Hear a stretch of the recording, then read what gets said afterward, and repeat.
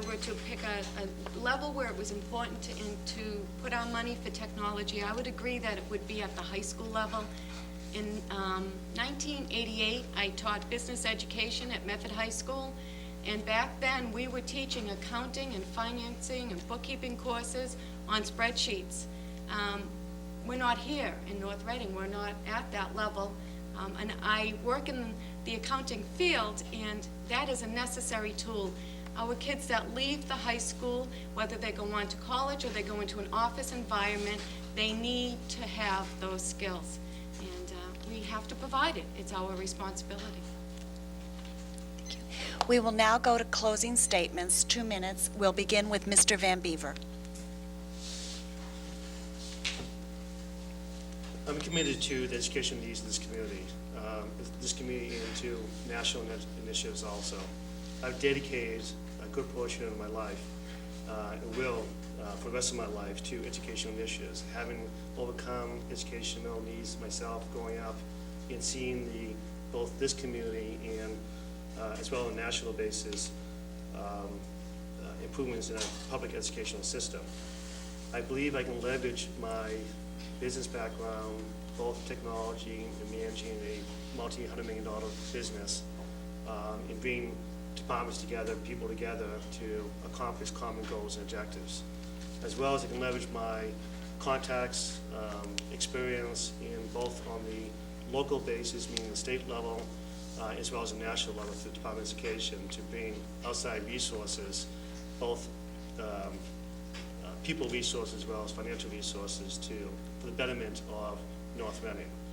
And with the being elected for the school committee, I intend to bring those resources, leverage my experience for the betterment of North Reading. And like I said, it's a lifelong commitment that I have. Mr. Weiss. Elected to the school committee, I would have to ensure just several things. One is for each individual on the school committee to be held accountable for their actions, which includes the superintendent, the business manager, the teachers, principal. Whoever works for this town should be held accountable to the town. The other is an aspect of safety. If we run these kids into the ground, and don't get me wrong, I believe in education, highly educated. I was 44 years old when I graduated college, so I do know it gets rough the older you get. If we run these kids ragged without really watching them, we're going to have where other high schools have failed with the gunshots and everything, and we don't need that in this town. I am very worried about the safety of this school because we are concerning too much upon education and not life itself.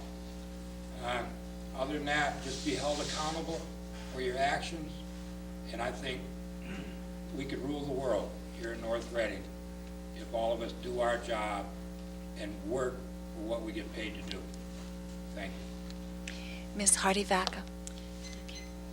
First, I'd like to thank the League of Women Voters and everyone who's here. It's important that we all stay involved in our community and that we all pay attention in a timely way so that we're not at the last minute out there trying to push facts and get votes. I would agree that the number one issue facing the school department is the budget.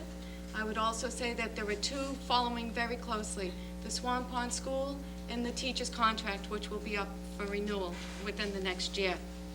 I would ask that you would re-elect me to the school committee based on my experience. I served 6 years on the finance committee and 2 years with the space study committee. I've served 6 years on the school committee and 2.5 years as chairman of the school building committee, and I really enjoy serving my town. So I'm just going to give a little plug for the school department. These are some of the things that we've been doing over the last 6 years. First, we hired a new superintendent who immediately set to work and opened the little school. Then we renovated the little school, and we've renovated the Hood School. We have bargained 2 successful teachers' contracts. We've hired a new superintendent, a curriculum technology director, a high school principal, bachelor principal, little principal, a business manager, a special education director. We will be hiring a new bachelor principal and middle school principal shortly. We have put in place the Education Reform Act, and at the high school, that meant longer school year and a longer school day, and that had to be bargained. We have added to our staff of teachers, but we've also added in other areas, such as a nurse in each one of our elementary buildings, additional guidance counselors. We've added programming, we've added advanced placement programs. I think in North Reading, we've got a momentum going, and it's important to keep that momentum because it's proven to be successful in North Reading.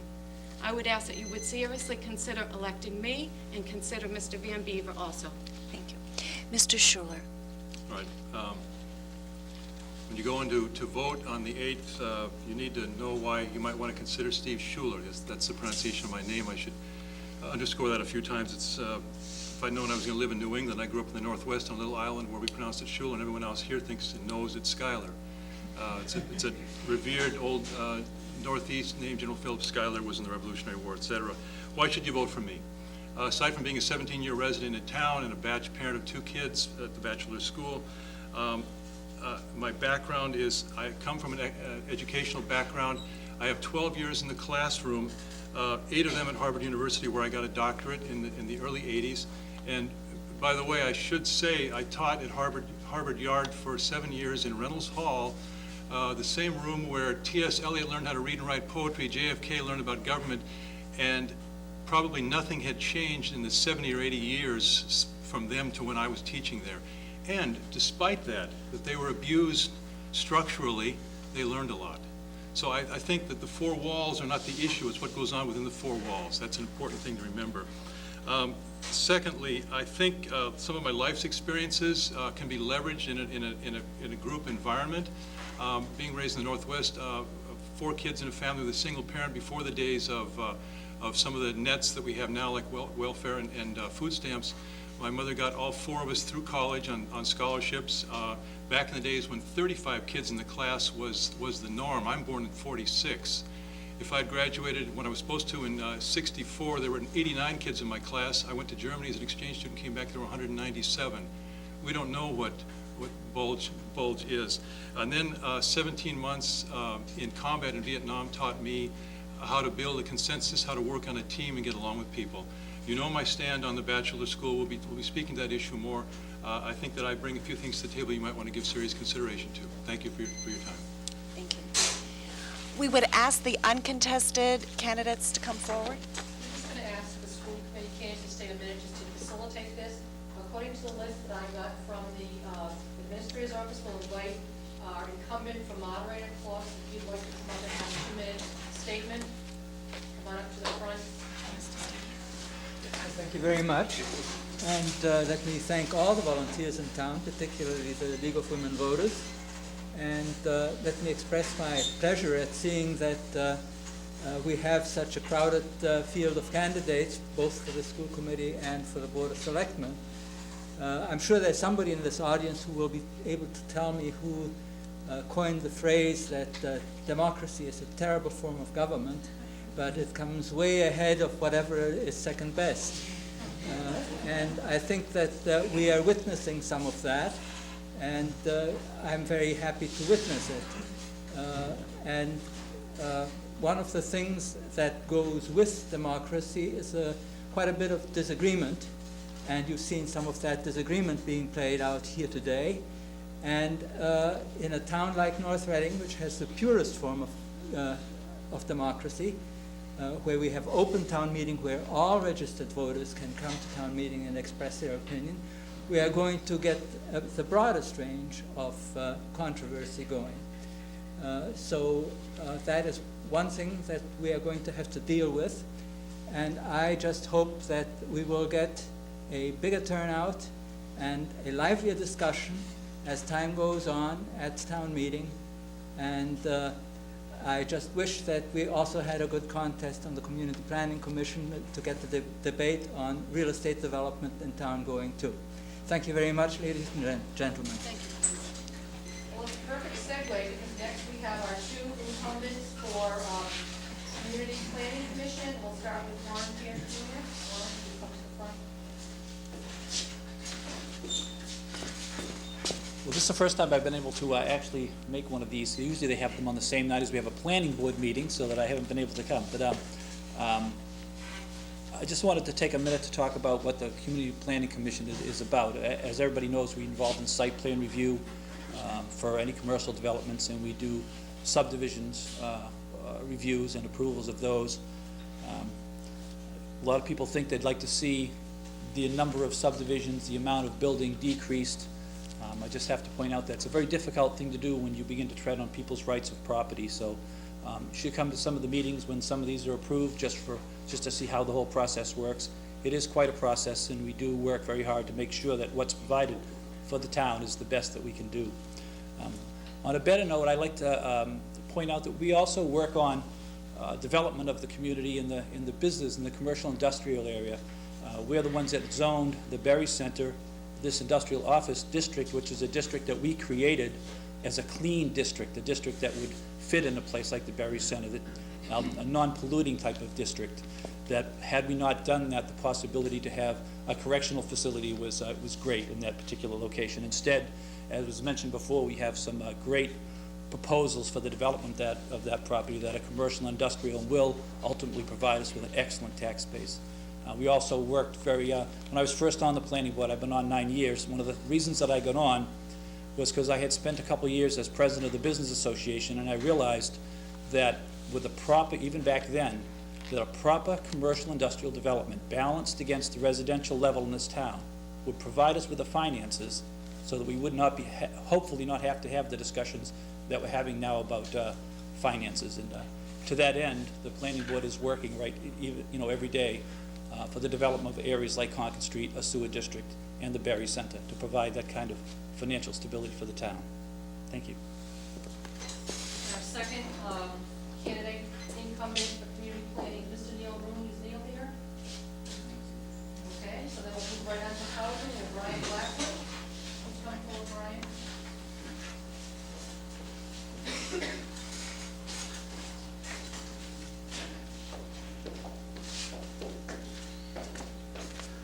Hello, my name is Brian Blackwood. I'm a candidate for a Housing Authority board member. I was appointed in December by the Board of Selectmen and the Board of Housing, and I was pleased to find a dedicated group of individuals to work in maintaining the 40 units at Peabody Court and the 4 at Swan Pond. I'm an attorney in private practice here in North Reading. I have 23 years experience in the public sector, and I'm looking forward to it. Thank you. In closing, we'd just like to say thank you for 2 older candidates who took time tonight and making their statements and transcript. We also want to thank the members of the audience. And please, the most important thing is to remember to vote on the 8th to really look at we want to thank the different forums that are helping to educate the public, including the transcript, as well as the CAC that is helping through their cable interviews to help educate folks on the issues. I think that's really important that people be as educated as possible. I want to thank the members of the league who worked on this evening: Marcia Costanza, Fran Frotten, Sandy Anzalone, Meg Robertson, and Jenny Mills. I also want to thank again Karen Sheridan for spending her evening with us as moderator, and to Bob Therese.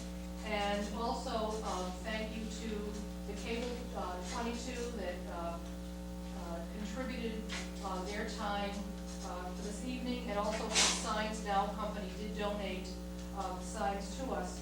And once again, we really encourage you to vote on May 8th, and any of those of you who are interested in helping to make democracy work in a really totally, we try to be as unbiased as we can.